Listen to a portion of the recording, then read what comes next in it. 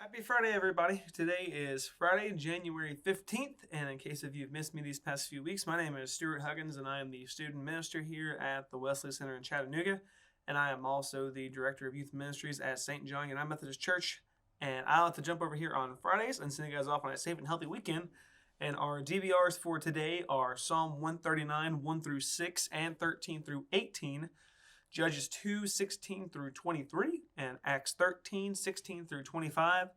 And I want to go ahead and apologize for any loud noise that you might hear. We have some construction going on in one of the back parking lots on UTC's campus, so you might hear some banging around while we're reading our DVR for the day. So Judges 2,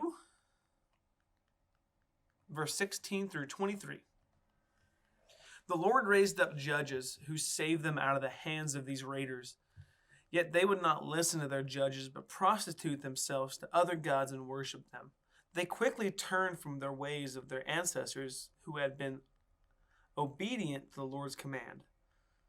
Whenever the Lord raised up a judge for them, he was with the judge and saved them out of the hands of the enemies as long as the judge lived. For the Lord relented because of the groaning under those who oppressed and afflicted them. But when the judge died, the people returned to ways even more corrupt than those of their ancestors, following other gods and serving and worshiping them. They refused to give up their evil practices and stubborn ways. Therefore the Lord was very angry with Israel and said, "Because this nation has violated the covenant I ordained for their ancestors and they have not listened to me, I will no longer drive out before them any of the nations Joshua left when he died. I will use them to test Israel and see whether they will keep the way of the Lord and walk in it as their ancestors did. The Lord has allowed those nations to remain. He will not drive them out once by giving them into the hands of Joshua."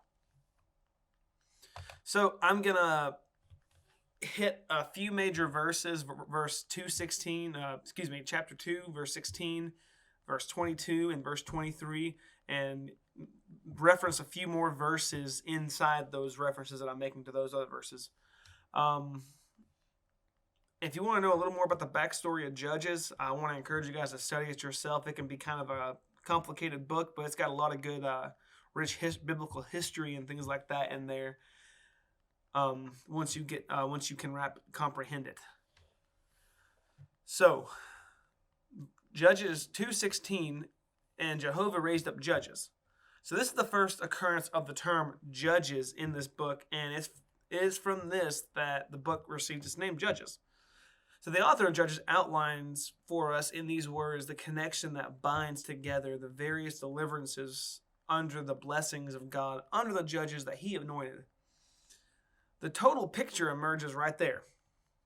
So a judge would rise up from whom God would bless in his deliverance of Israel from oppression. But as soon as the judge died, Israel soon relapsed into a customary wickedness. So why did God keep on delivering to them? The answer is in Judges 2:18. The Lord simply had pity upon his oppressed people. So it should be noted that the various deliverances provided by God's blessings through judges were not related in any manner, whether to any merit of Israel's part. Such things as God's character, his precious promises to the patriarchs, and his purpose of providing redemption for all the families on earth, which is a quote from Genesis 12:3.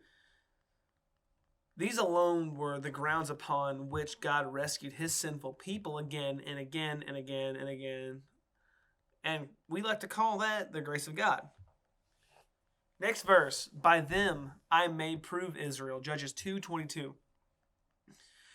So in this verse, there is a very important factor that entered into God's decision to allow prescribed nations of Canaan that still remained in Israel after the death of Joshua to continue to be with the people of Israel in the promised land. God would use those nations to prove the intentions of the wickedness and sinful ways of the people of Israel, whether or not they would truly serve the Lord with everything they could, without driving them out hastily, which is Judges 2:23.